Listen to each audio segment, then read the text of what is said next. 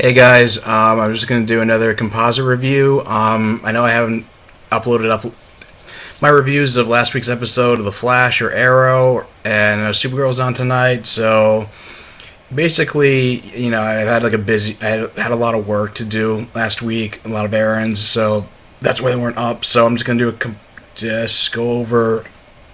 the last three episodes of DC shows, and hope two of them, which was lead into the musical crossover that we're getting, or at least the big music crossover on The Flash tomorrow. Season 3, episode 16 of The Flash, into the Speed Force, of course, is Barry's second trip there. This time he wants to go and retrieve Wally, and HR comes with the idea of giving him or inspire Cisco to come up with like a little tether to put under his emblem, so they'll be able to track his vitals and where he is in the Speed Force. So before Cisco opens up a breach, and I guess he uses like whatever electrodes or something that are attached to his head when he vibed Barry into the future in order to help open up the breach and like keep track of his status there. This time around, the Speed Force manifests itself in the forms of Eddie Thawne, Ronnie Raymond, and Captain Cole, Leonard Snart, and it's basically pissed at Barry for creating Flashpoint, and it's implied that we allowed that to happen because we thought you were over your mother's death, and we allowed you to create Flashpoint. But I think it was also implied that they also let Zoom kill Henry as a sort of like test of his character, and because they feel like, oh, misery builds character, but not knowing how emotionally shattering it would be for Barry to lose two parents. So as Eddie, it tells Barry that how he's the one who could have been married to Iris and been Joe's son-in-law until he had to kill himself to stop the Reverse Flash. And then when he goes to quote unquote Star Labs to interacts with Caitlin, holding a baby, and the Ronnie Raymond avatar is saying that they could have had a child if Ronnie hadn't died, and they keep questioning Barry, is coming to get Wally the only reason you're there, and it supposedly wants to take, because of all the death and destruction that he feels like it's his fault, he's the one who wants to take Wally's place in the Speed Force prison because somebody has to take his place in order for Wally to get out. And then of course he's attacked by the Black Flash, who he immediately recognizes as Hunter Zolomon, and he says that Hunter Zolomon is forced to use the Speed Force tether to just I guess like temporarily destroy him or like defeat him. He blows up, but I'm sure like he's not dead because he's still chasing Eobard Thawne and Legends of Tomorrow. And then when he goes to the hospital, he encounters the Speed Force again in the form of Captain Cold, who tells them how Snart sacrificed himself for the Legends because he was inspired by Barry to be a better person. And while they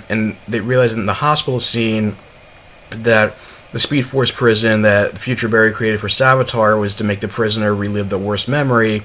and basically Wally has been watching his mother die in the hospital over and over again, and he says he's done fighting. Barry says like he's done fighting. The Speed Force is trying to tell him that he can't be blaming himself for people making sacrifices that were of their own choices, and that it keeps saying that Barry's being selfish for putting the burden on Wally to try to stop Savitar, and that Wally has to live with the consequences of trying to stop him on his own. Even though I don't necessarily see it as Barry being, Barry asked Wally to do that just to add more practicality. I mean, it wasn't like it wasn't necessarily selfish. I mean, he had the raw power. Wally had the raw power and talent and the potential to get faster than Barry, so, but I guess the Speed Force doesn't see it that way, and it says like, Barry, you caused the problem, you're the one who traps the Avatar in here, whether it's your future self, you have to fix it. It seems to be what's getting across. And then when it keeps getting attacked by, the Speed Force version of Snart, Jay Garrick shows up, who was retrieved by Cisco after they lost contact with Barry, and he decides that as to repay Barry for freeing him from Zoom's clutches, that he's going to take Wally's place in the Speed Force, which is what I was kind of expecting to happen. I think that was like a prediction online, and it's kind of like, it's a little anticlimactic considering, we've seen so little of Jay Garrick on the real Jay Garrick on this show, and even Barry says it's like you already been through a prisoner once before, but Jay says he has a good run, and Barry swears he'll get him out of the Speed Force once he's done with Savitar, and which I think is supposed to. So I guess it's foreshadowing them to try to trap him again or destroy the prison. I'm not sure. The other side plot that was going on was Jesse kept insisting they use Savitar's blade to track him because apparently because they want to use it because it's trying to find its way back to its master, and and everybody from Barry to Team Flash keeps telling her, not go and do anything rash because you're not going to be any match for Savitar, and the fact that HR puts his foot in his mouth and says something uncharacteristically mean by saying is like, we gotta wait for the real Flash to get back, kind of pisses her off, and he tries to apologize, but I think it just makes her more motivated to go after him. And Savitar's got Jesse on the ropes, but luckily because HR was able to talk to her on an intercom, they were able to, with her help, she was able to use the blade to kind of like stab him in the neck with his own blade and cause him to run off. Which I feel like is kind of weird because, obviously she's not as experienced as Barry, but she's definitely been at it longer than Wally, so she has some experience. She was the Flash on Earth too, so it's not like she was completely in over her head for doing this, but I don't know. It's kind of a mixed bag. I think I liked Wrath of Savitar a little bit more, even though they're acting like jerks, but in some ways this episode was better because this had more people, the characters were acting more rationally and not just like jerks for the sake of the plot. Except for the ending, when after everybody finds out Savitar is really a god and just took on the mantle of Savitar, is not really a god. That Barry just decides to break up with Iris just when she gets over. That's when she just decides that she really does want to marry Barry, which is stupid. It's like he says, like, I'm not. He should have said something like, I'm not going to marry you until I save you from Savitar. He just says, I just need to break up. I just need to put this on hold for a while, and I'm going to go sleep over at Cisco's, which just feel like it's just pointless drama. It's even confirmed by Andrew Kreisberg that they only had Barry dump Iris just so he had a problem to address in the musical crossover, which feels like it just goes back to them just more stifling Barry's character development just for the sake of the plot, which is kind of frustrating, and it's something that kind of makes me pessimistic about how this musical is going to go, because if the writers are kind of dozing off the wheel, so to speak, it's like, what hope is there for the musical? Season 5, Episode 16, Checkmate, has Oliver going to this monastery in the mountains, which is very Batman Begins reminiscent, and based on information that he got from Felicity, he finally having to fight through Talia's students. He confronts her and says, and basically blatantly tells him that, I know that, I did train Prometheus. I didn't know that he was coming after you. He wants revenge on you. And Oliver's shocked that he knew, but he's even more shocked when Talia reveals that her last name is Al Ghul, and that she's Ra's al Ghul's oldest daughter, and that he came, and basically Adrian Chase came to him 2 years ago, and Talia was happy to train him because she wanted revenge on Oliver. She wanted to revenge her father's death at Oliver's hands, and so this basically, and he trained Prometheus and basically sent him after him as part of revenge by proxy. So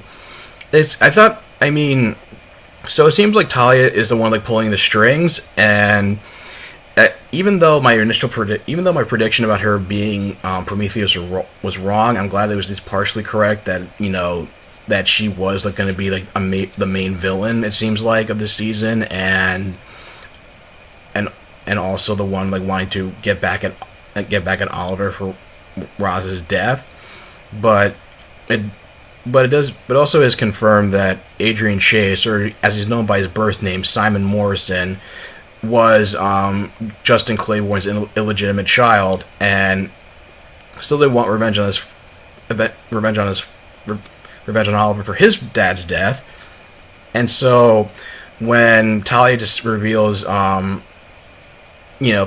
and Adrian Chase are one and the same, he confronts him as the Arrow. He tries to confront him at first in the mayor's office, and makes a very pointed line in a conference room saying, it's like, oh, you look a little ragged. Like, are you tired, or have you been asleep this whole time? And then he confronts him as the Green Arrow in the parking lot, and he says that if anything happens, and Chase says if anything happens to him, is Susan Williams dies, and he's pretty much at the point where it's like he can't really. I guess it's called checkmate because of the fact that Oliver can't really do anything. Can't really do anything. He's really a villain that's like 10 steps ahead of him. It's like, because it's like you can't confront him as the Arrow and when he did, he's forced as the mayor to order a shoot on sight mandate for law enforcement. And then when he tries to go confront Adrian's wife at their house, like the cops already showed up, ready to take him in, so he's narrowly escapes. So then when Felicity, after having to make sort of a kind of a deal with the devil thing with Helix, they basically expect her to do stuff in return. So she had to hack into Homeland Security drones in order to get more information on Adrian Chase. And so when they try to figure out his birth certificate and figure out he has a fake identity and tries to take the evidence to Captain Pike, Adrian dresses up as like a homeless person and stabs Captain Pike in the alley, and he's put in a coma. And Oliver confronts him at the hospital when he's standing over Captain Pike, and it turns out he knows a lot about Oliver, even to the point where he knows about Tommy, his mom's death, Shadow, which I don't think he's ever told anybody. I don't know if he's ever told anybody about Shadow, outside of Slade and Sarah, and also just Laurel, to the point where he gets so pissed off that he just starts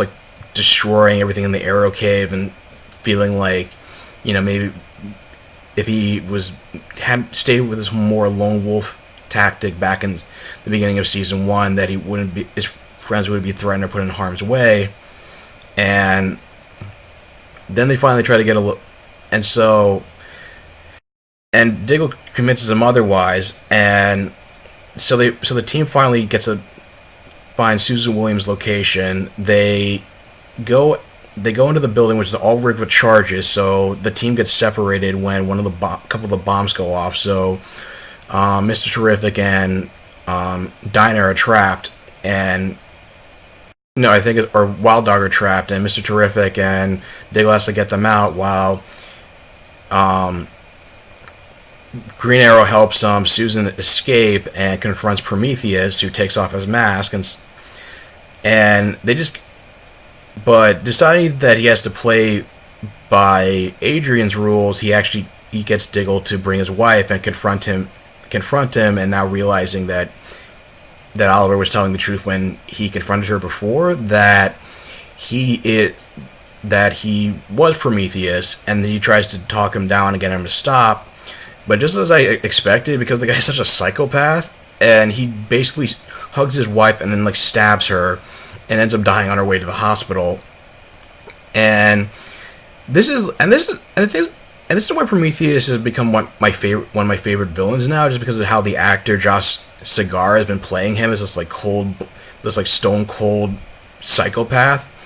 and he really has even one of the best fight scenes between Green Arrow and Prometheus. And probably one of my favorite fight scenes ever, where it's just like, at first they're starting to use their weapons, but then they just drop them and start just like beating the shit, just straight up fisticuffs, just beating the shit out of one another, and throwing each other through walls, just to like highlight the fact that how visceral their hate for one another is. And Adrian says, like, you know, if you kill me, you're only killing yourself. But before Oliver has the chance to even entertain the fact, try to kill him, Talia shows up and puts an arrow in his leg, and they end up capturing him and chaining him up and putting him in a dungeon somewhere where Prometheus plans on torturing him. And you know, based on the flashbacks, all that happened was that you know, Anatoly and Green Arrow, dressed up as the Hood, killed Gregor just so he couldn't like cause a coup within the whole like Bratva or something, or get Alice behind him because they shot at the computer with evidence that he was taking bribes from Kovar. And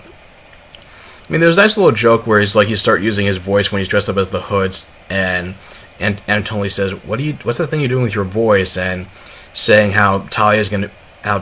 be the source of all of his pain without even, you know, meeting her in person. But yeah, I'm just sort of like done with the flashbacks, and I'm just kind of I'm not looking forward to next week's episode, because I think it's supposed to be one of those more like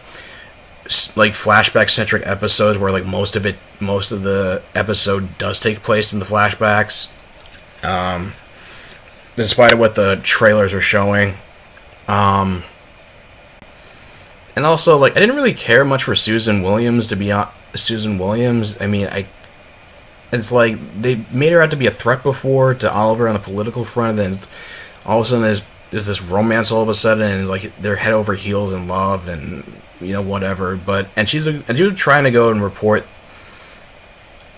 her kidnap report on Adrian Chase, expose him, but he rocks up to her and Quentin Land, saying like, if they do that, then Oliver dies. And that's the thing. It's like, it was kind of would have been that, you know, now that everything's out in the open, like Adrian Chase says, he can basically, you know, walk in and like taunt the team to their faces, and you know, act like it's business as usual, because they can't really touch him or do anything, as he proves with Wild Dog and Quentin when they're at the mayor's office. So, you know, I'm looking forward to just like the present day stuff for next week, just not the flashback stuff. I'm just personally just done with it. So season 2, episode 16 of Supergirl, Star-Crossed. I mean, this ended up being like a very actually win-centric episode, because if you notice, they didn't both. I think Kara, Mon-El, and Martian Man and John didn't get a lot of screen time this episode, because their actors were off filming for the musical episode. And I guess because this is so win-centric, I guess he's only going to be in like 1 or 2 scenes for that one, because the same thing happened in episode 7, Vigilante, because there wasn't a lot of Kara in that scene, because she had to spend 5 days filming her stuff for the Dominators crossover. So it's kind of a similar, like, the shows are only like such tight schedules that just sort of like they have to like work around people's schedules, and that's why, you know, it focused a lot more on the supporting cast, even though it almost seemed like the B story was just the spaceship which had like the king and queen of Daxam arriving on Earth, and you know, they had Kara and Mon-El were like binge watching Game of Thrones, and they talked about, you know, and Mon-El suggested, oh, let's watch a musical, which Kara is a fan of, as like a nudge, wink, wink at the audience about the musical. And then, of course, as a kind of a nod to Man of Steel, they have this whole like staticky message where the king and queen, actually we learn, is Largand and Reyna, The former's name, that's the King of Daxon. That's a reference to Monel's actually real name in the comic books, his birth name, and saying that Monel has to turn himself over, which Monel is willing to do, but Supergirl decides to confront the spaceship which is attacking her, and they launch missiles. They trap her in some glass cage, which is able to break herself out and kind of do the whole superhero landing. Where you kind of watch that, at least for me, back in my mind, I was thinking Deadpool is watching, yeah, superhero landing. That's really tough, and that's really hard on your knees. Totally impractical. They all do it. And then Monel decides to turn himself over, and the tractor beam is about to take him up there, but Supergirl runs into the path of the tractor beam, and so they both get beamed up, and that's how she finds out that Monel is the Prince of Daxam,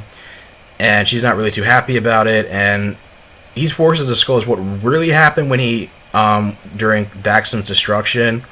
which is that he was, he had to leave the girl he was sleeping with, as well as a girl who was dying on the ground, affected, hurt from the rubble, and his guard was pulling him out of there, and he killed the Kryptonian ambassador who was there, and that's why his ship was Kryptonian. He basically kind of stole it in order to make his escape, reluctantly at the guard's behest, and obviously, Monel was not proud of, anything Daxam was doing, and Daxam was doing, and Supergirl was pissed because of the fact that, he acknowledges to, Alex how, Daxam was a party plan and how they kept everybody intoxicated so they wouldn't realize they were being oppressed, and basically she kind of calls it off with Monel,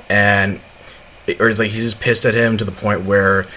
Rain has to talk to Kara and convince him to go back home to his planet and help rebuild, especially since she knows how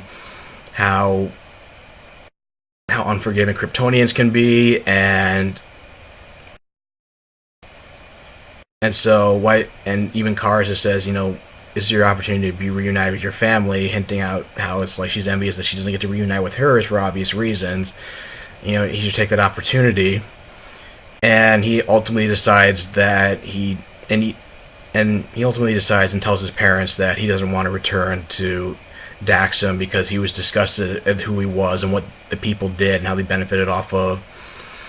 slavery and oppression, and he just feels like it's going to be more of the same if he goes back with them, even though Largar and Reyna say that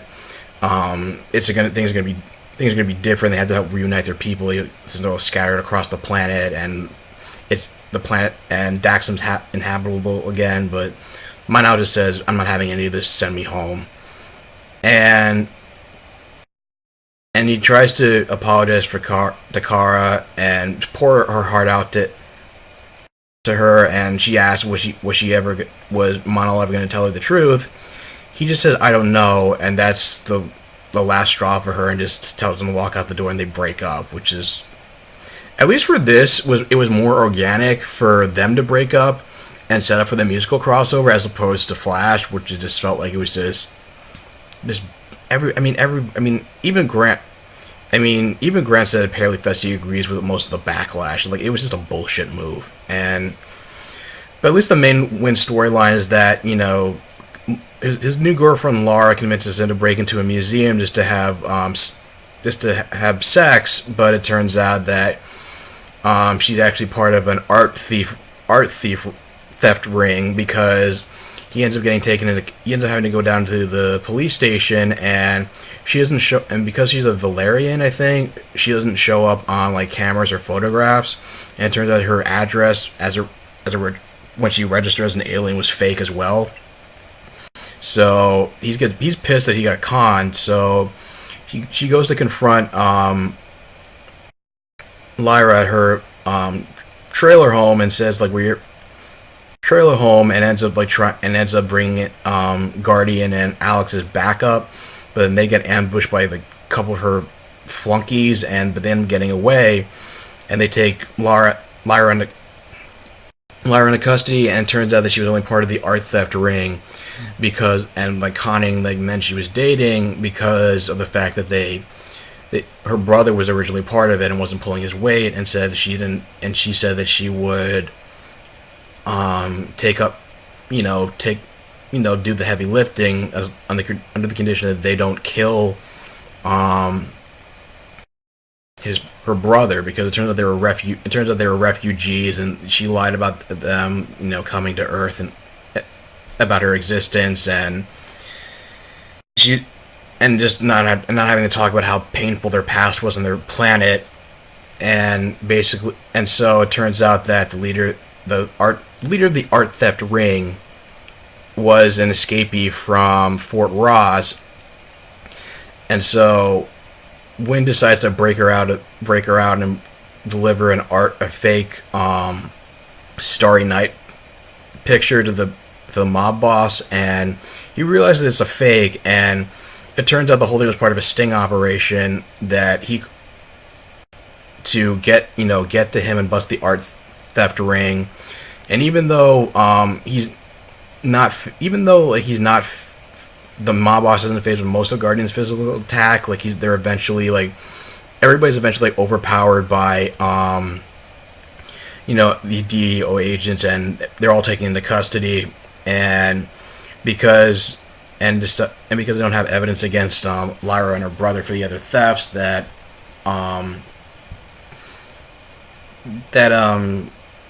Maggie decides to let them all go free, and she just and